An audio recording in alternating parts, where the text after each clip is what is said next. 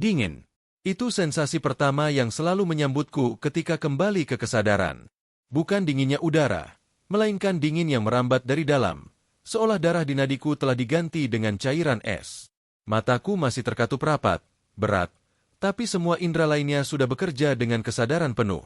Aku bisa mencium aroma disinfektan yang menusuk hidung, mendengar suara dengung AC yang rendah namun konstan, dan merasakan kain spray yang kasar menyentuh kulit lenganku. Lalu, datanglah suara itu. Suara yang seharusnya menjadi pelipur lara, tapi justru menjadi penanda dimulainya sebuah pertunjukan sandiwara. Ah, sayang, sudah bangun. Ibu, suaranya lembut, berusaha terdengar menenangkan. Sebuah tangan hangat membelai kepalaku dengan hati-hati. Dulu, sentuhan itu selalu berhasil meredakan segala kegelisahanku, sejak aku masih kecil dan ketakutan oleh Guntur. Sekarang, sentuhan itu terasa seperti sebuah ritual, sebuah gerakan wajib dalam sebuah skenario yang telah disusun rapi. Dengan perlahan, aku membuka mata. Cahaya lampu neon di langit-langit kamar rumah sakit membuatku menyipitkan mata sebentar. Wajah ibu terlihat di atasku. Senyumnya terpaksa, matanya sembab dan berkantung. Dia terlihat 10 tahun lebih tua dari usia sebenarnya. Aku di sini, nak, bisiknya, tangannya masih membelai rambutku. Bagaimana perasaanmu? Aku hanya menggeleng lemah. Lidahku terasa kaku, tenggorokanku kering. Aku tidak punya energi untuk berbicara. Itu adalah efek samping yang kuharapkan. Bagian dari penyakit misterius yang membuatku terbaring di tempat ini selama berbulan-bulan. Dokter menyebutnya sindrom kelelahan kronis yang diperberat. Sebuah istilah samar untuk sesuatu yang mereka sendiri tampaknya tidak sepenuhnya pahami. Ibu menghela napas.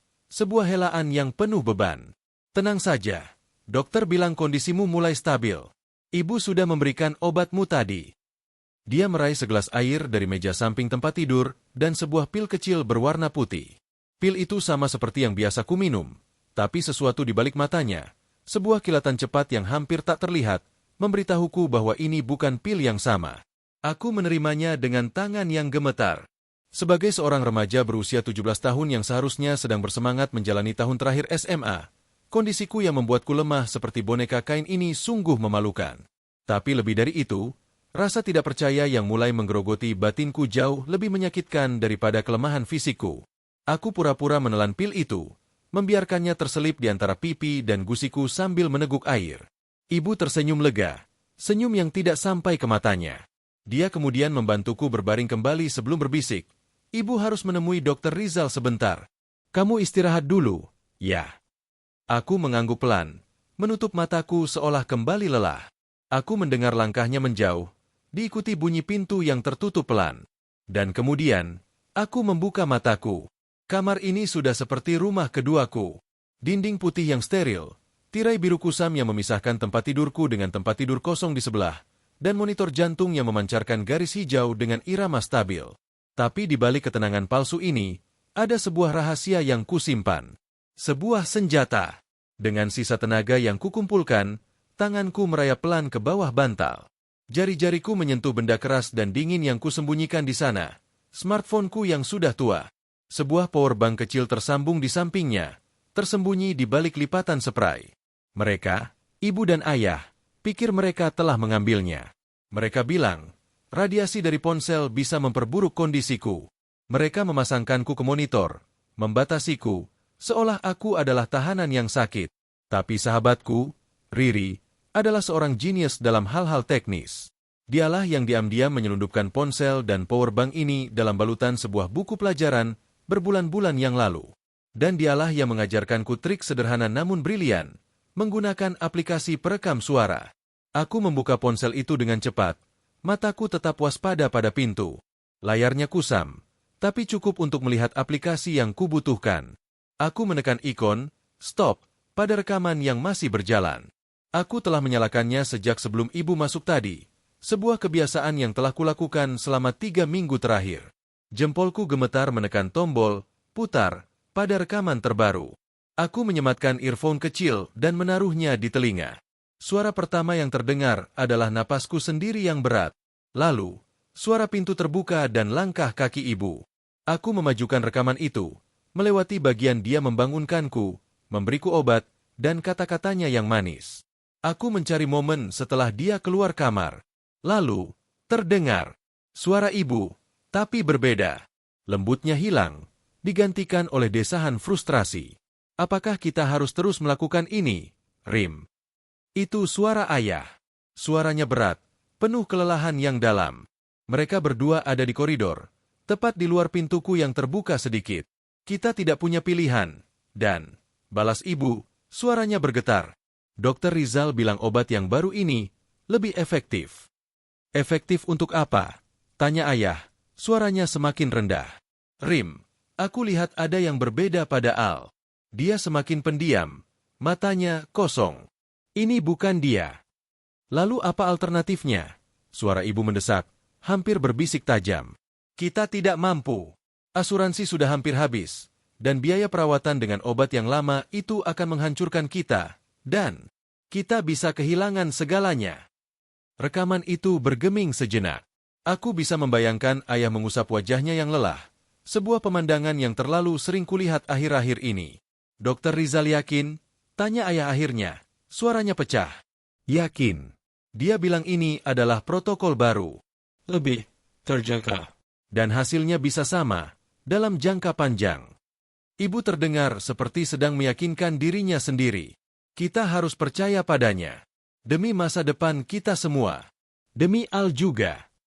Tapi kita tidak memberitahunya. Gumam ayah, penuh penyesalan. Kita mengganti obatnya tanpa sepengetahuannya. Apa kau pikir dia akan mengerti? Lihat kondisinya. Dan dia tidak dalam keadaan untuk membuat keputusan. Kita sebagai orang tua yang harus memutuskan apa yang terbaik untuknya. Meski terasa salah. Percakapan mereka bergeser ke hal-hal lain. Tagihan, pekerjaan ayah yang terancam, tapi aku sudah tidak mendengarnya lagi. Aku mencabut earphone-ku, tubuhku menggigil hebat, bukan karena demam, tapi karena amarah dan kekecewaan yang menyelimutiku seperti selimut berduri. Mereka mengganti obatku. Kecurigaanku selama ini ternyata benar. Pil putih kecil yang kuminum setiap hari bukan lagi obat yang diresepkan untukku. Itu adalah sesuatu yang lain, sesuatu yang lebih terjangkau. Dan Dr. Rizal, pria berambut silver yang selalu tersenyum ramah dan berbicara dengan penuh keyakinan, adalah dalang di balik semua ini. Aku memutar kembali rekaman itu, kali ini fokus pada nama Dr. Rizal dan kata-kata protokol baru. Aku harus memastikan. 3 minggu. Itulah lama aku menjadi detektif bagi hidupku sendiri. Awalnya, itu hanya perasaan saja. Perubahan kecil pada rasa pil yang tadinya pahit menjadi sedikit manis. Efek samping yang berbeda. Aku merasa lebih sering pusing dan linglung daripada lelah. Tapi yang paling mencolok adalah perubahan sikap orang tuaku. Mereka menjadi lebih protektif, hampir paranoid. Mereka selalu bertukar pandangan cemas setiap kali Dr. Rizal datang. Sebuah bahasa diam yang kurnungkan artinya. Kecurigaanku memuncak ketika aku tanpa sengaja mendengar ibu berbicara di telepon tentang biaya yang tidak terduga dan komitmen finansial yang besar dengan suara berbisik-bisik. Saat itulah aku memutuskan untuk menggunakan senjataku. Jika mereka tidak akan jujur padaku, maka aku harus mencari kebenaran sendiri. Aku membuka folder rahasia di ponselku. Di dalamnya, tersimpan lebih dari 20 file rekaman. Sebagian besar adalah percakapan antara orang tuaku dan Dr. Rizal di samping tempat tidurku, ketika mereka pikir aku sedang tertidur pulas. Aku memilih satu rekaman dari seminggu yang lalu. Ku menekan, putar. Latar belakang, dengung monitor dan napasku yang stabil, pura-pura. Dr. Rizal, suara tenang, profesional, perkembangannya lambat, tapi signifikan. Kita lihat dari hasil lab terakhir, parameter tertentu sudah mulai membaik. Ibu, suara penuh harap, benarkah, dok? Jadi obat barunya bekerja. Dr. Rizal, ya. Bu Rina, seperti yang saya jelaskan, formulasi baru ini lebih fokus pada menstabilkan sistem sarafnya. Memang ada beberapa penyesuaian efek samping, tapi secara umum, ini adalah langkah yang tepat. Ayah, suara ragu, tapi dia terlihat sangat lemas, dok, bahkan lebih dari sebelumnya. Dr. Rizal, suara sedikit lebih tegas, itu adalah bagian dari proses, Pak Danu. Tubuhnya sedang beradaptasi. Percayalah pada saya. Dalam dunia medis, seringkali kita harus melalui fase yang lebih sulit untuk mencapai kesembuhan. Biaya obat yang lebih ringan ini juga seharusnya sedikit meringankan beban kalian, bukan?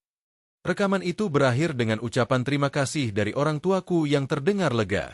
Tapi sekarang, dengan pengetahuan baruku, setiap kata Dr. Rizal terasa seperti racun yang dibungkus gula. Formulasi baru. Penyesuaian efek samping? Itu adalah bahasa halus untuk, kami mengganti obatmu dengan yang lebih murah dan mungkin lebih berbahaya. Aku merasa mual. Bukan karena penyakitku, tapi karena pengkhianatan ini. Orang tuaku, dua orang yang seharusnya melindungiku, telah berbohong.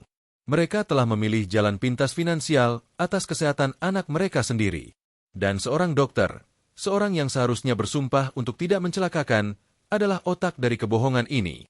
Mataku menatap langit-langit kamar yang putih itu. Air mata panas menggenang di sudut mataku, tapi kutahan untuk tidak menetes. Menangis akan membuatku terlihat lemah, dan saat ini, aku tidak bisa menjadi lemah. Aku sudah tahu kebenarannya. Aku memiliki buktinya, tersimpan rapi dalam format digital di genggamanku. Tapi apa yang harus kulakukan dengan bukti ini? Konfrontasi? Berteriak pada ibu dan ayah, memperdengarkan rekaman itu dan menuntut penjelasan? Bayangan wajah mereka yang hancur dan penuh rasa bersalah membuat hatiku terasa sakit. Mereka melakukannya karena terdesak, karena takut kehilangan segalanya. Tapi apakah alasan itu cukup untuk membenarkan bahwa mereka meracuniku secara perlahan?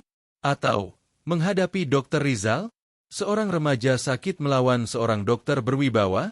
Itu seperti anak domba melawan serigala. Dia akan dengan mudah membelokkan fakta, mengatakan bahwa aku berhalusinasi karena efek samping obat, atau bahwa rekamanku adalah hasil editan. Aku terjebak. Terjebak di tempat tidur ini, dikelilingi oleh orang-orang yang kukira melindungiku, tapi justru menjerumuskanku ke dalam ketidakpastian yang lebih gelap. Pintu kamar terbuka lagi.